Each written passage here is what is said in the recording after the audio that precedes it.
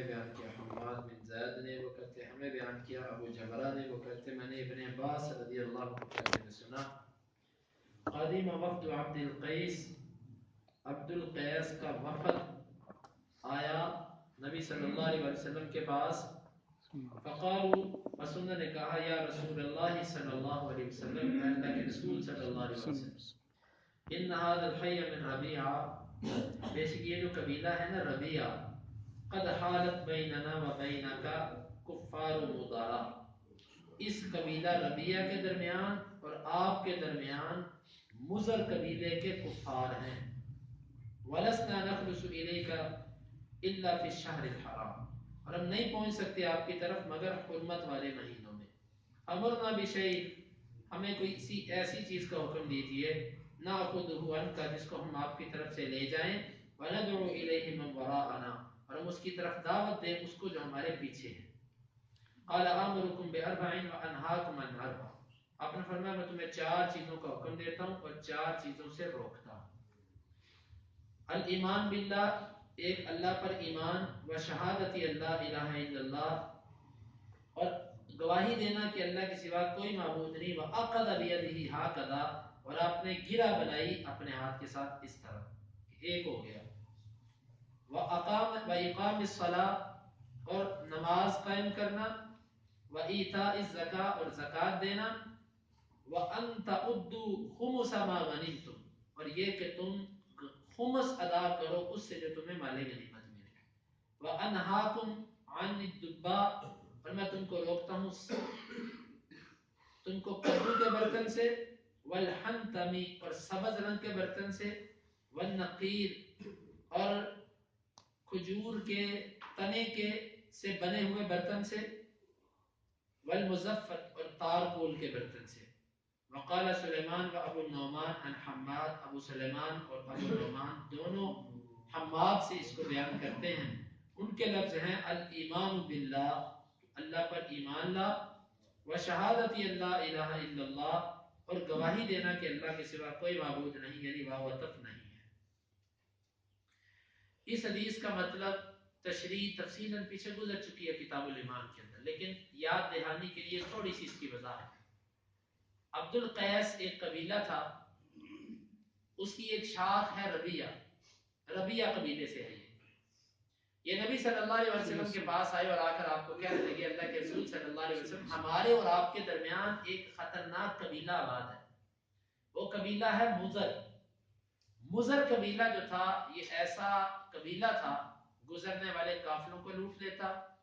لوگوں کو مارتا، قتل کرتا، بدماش قبیلہ تھا۔ تو اللہ کے رسول صلی اللہ علیہ وسلم ہم سال کے 12 مہینوں میں آزاد سفر نہیں کر سکتے، ہاں جو حرمت والے مہینے ہیں نا، حرمت والے مہینے، ان مہینوں میں سے ہم آپ کے پاس آ سکتے ہیں بس، کیونکہ حرمت والے مہینوں کا مضر والے بھی احترام کرتے ہیں، حتیٰ کہ رجب کا مہینہ حدیث کی کتابوں میں رجب مضرہ کے نام سے مشہور ہے کہ مضر کا رجب، اتنا وہ احترام کرتے تھے کہ نام ہی مضر کے نام سے پڑ گیا۔ اسلام نے 4 مہینے حرمت والے رکھے ہیں ایک سال کے اندر، لیکن ہمیں ان 4 مہینوں کا نہیں پتا وہ کون سے۔ مشرکین مکہ کو پتا تھا کہ یہ 4 مہینے حرمت والے ہیں، ان کا احترام کرنا، ان 4 مہینوں کے اندر کسی سے لڑنا، جھگڑنا، گالم گلوچ اور زیادتی، اس کا گناہ زیادہ ہے بنسبت عام مہینوں۔ وہ 4 مہینے، 3 تو لگاتار ہے، اسلامی 11واں، 12واں اور پہلا مہینہ، ذوالقعدہ، ذوالحجہ اور محرم، اسلامی 11واں، 12واں اور پہلا مہینہ اسلامی محرم ہے، یہ 3 مہینے لگاتار ہے، اور ایک ان میں آتا ہے رجب۔ رجب جو ہے یہ 6واں مہینہ بن جاتا ہے، 7واں، تقریباً 7واں مہینہ، محرم، صفر، ربیع الاول، ربیع الثانی، جمادی اول، جمادی ثانی اور رجب، 7واں مہینہ بنتا ہے رجب۔ تو یہ 7واں مہینہ اسلامی، اور اسلامی 11واں، 12واں اور پہلا، یہ مہینے حرمت والے ہیں۔ تو اللہ کے رسول صلی اللہ علیہ وسلم ہم حرمت والے مہینوں کے سوا سفر نہیں کر سکتے، 8 مہینے ہم بند ہیں، 4 مہینے سفر کرتے ہیں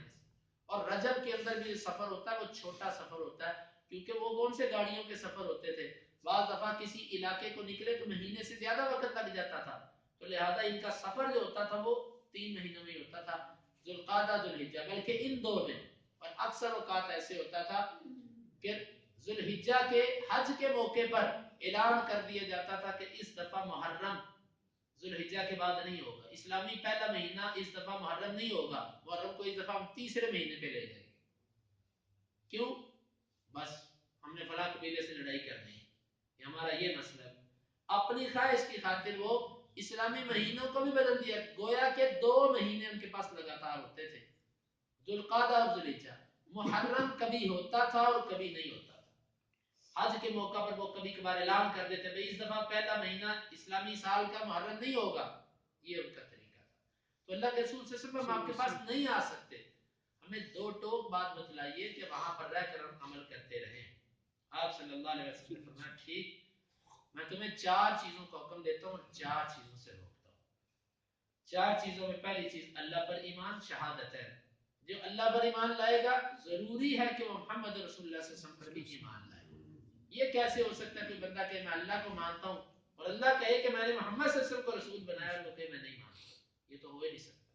اسی اللہ پر ایمان میں محمد صلی اللہ علیہ وسلم پر ایمان بھی داخل ہو گیا، دوسرا نماز قائم کرو اور زکوٰۃ دو، اور ایک کام تم یہ کرو کہ جو غنیمت تمہیں اکٹھی ہو،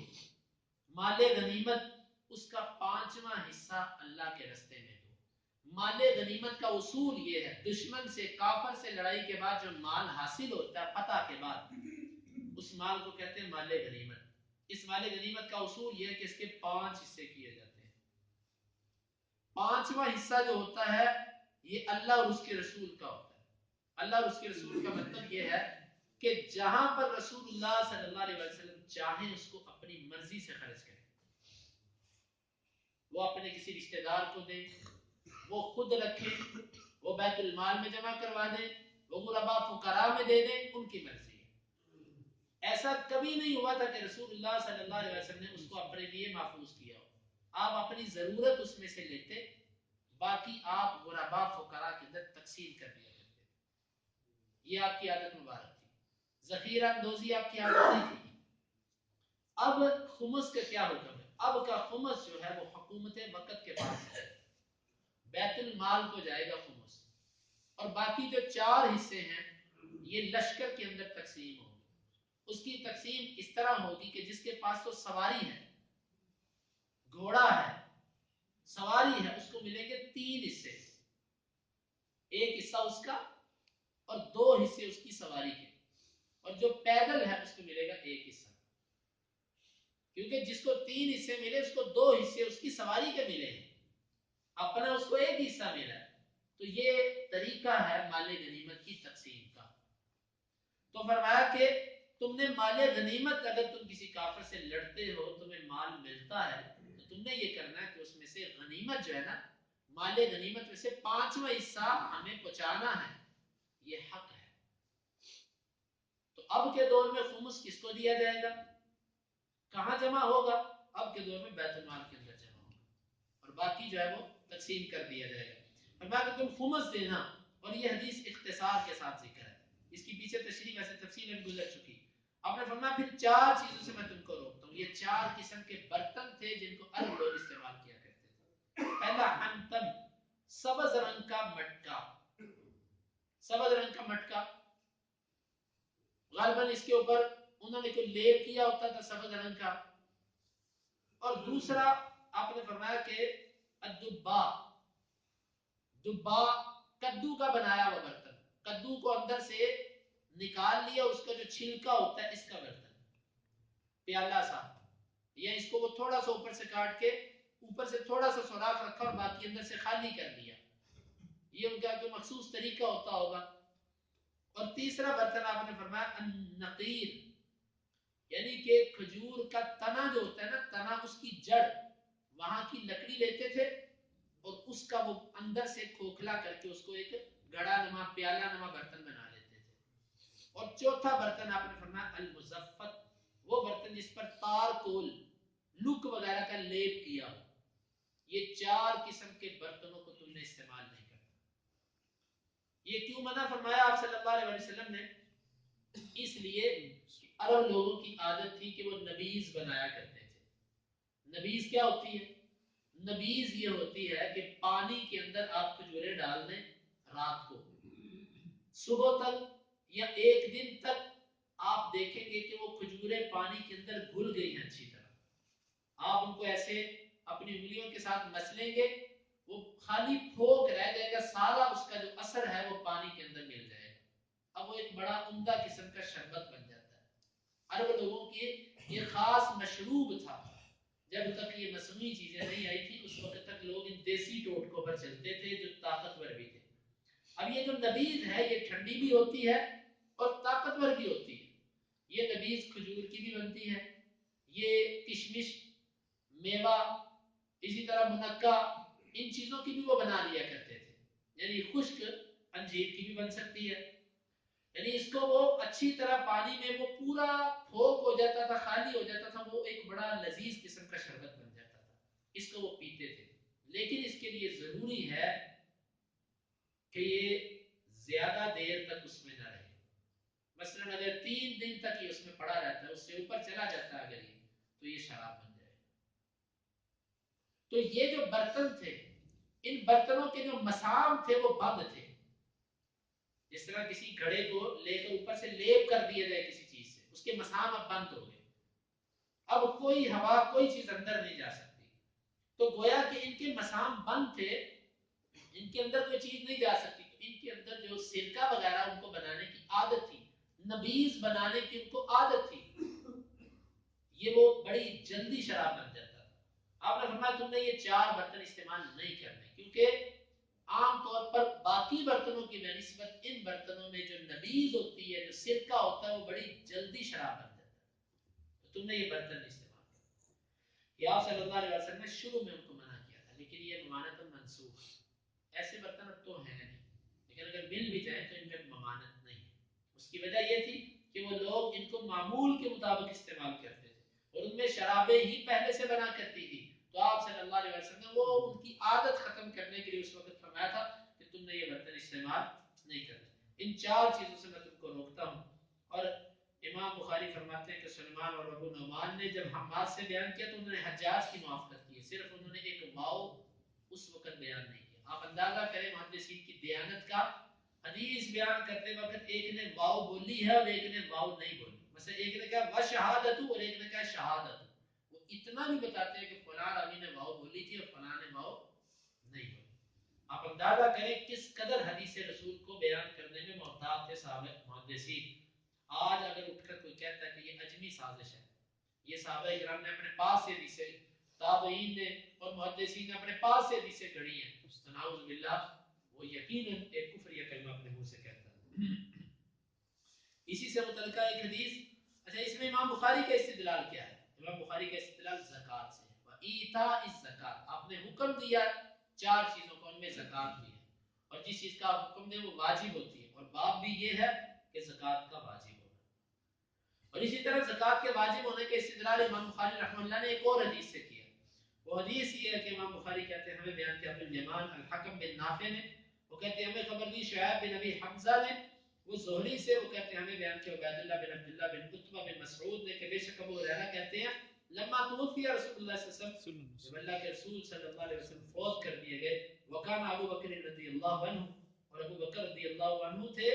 آپ کے نائب. وکفر من کفر من العرب، اور انکار کر دیا کفر میں سے جس نے، عربوں میں سے جس نے انکار کر دیا. فقال عمر، عمر کہنے لگے کیف تقاتل الناس، کیسے آپ لڑائی کرو گے لوگوں سے. وقد قال رسول اللہ صلی اللہ علیہ وسلم، اور اللہ کے رسول نے فرمایا امرت ان اقاتل الناس حتى يقولوا لا الہ الا اللہ، مجھے لوگوں سے لڑنے کا حکم ہے یہاں تک کہ وہ لا الہ الا اللہ کہہ دیں. فمن قالها، جس نے یہ کلمہ کہہ دیا، فقد عصم منی مالہ ونفسہ الا بحقہ، اس نے اپنا مال اور اپنا نفس میرے سے محفوظ کر لیا. وحسابہ علی اللہ، اس کا حساب اللہ ہے. اس حدیث کا مطلب یہ ہے کہ جب نبی صلی اللہ علیہ وسلم فوت ہو گئے تو عرب کے کچھ قبائل نے زکوٰۃ دینے سے انکار کر دیا. کچھ کا فتنہ تو ابھر کے سامنے، ارتداد کئی طرح کا تھا. کچھ مرتدین وہ تھے جنہوں نے آپ کی نبوت کا انکار کر دیا، کچھ پہلے بھی نہیں مانتے تھے. ان میں دو گروہ مرکزی تھے، ایک اسود امسی کا جو یمامہ جو یمن کے اندر تھا، اور دوسرا جو تھا وہ مسلمہ کذاب کا تھا، بنو حنیفہ اس کا قبیلہ تھا۔ ان دونوں کے ساتھ ابو بکر صدیق رضی اللہ عنہ نے جنگ کی، اور شدید ترین سخت ترین جنگ تھی، اور ان دونوں کذابوں کو قتل کیا اور اس کے ساتھیوں کو مارا، اور یہ فتنہ یوں ختم ہوا۔ دوسرا فتنہ جو تھا وہ ارتداد زکوٰۃ کا تھا، یہ جزوی فتنہ تھا۔ یہ کیا تھا؟ کچھ عرب لوگوں نے کہا تھا کہ ہم زکوٰۃ نہیں دیں گے۔ ہم زکوٰۃ کیوں نہیں دیں گے؟ یہ کہتے تھے،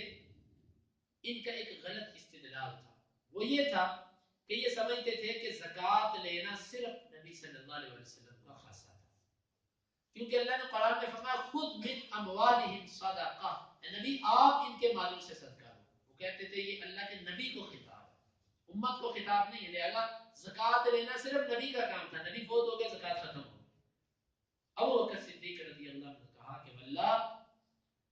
میں اس بندے سے لڑائی کروں گا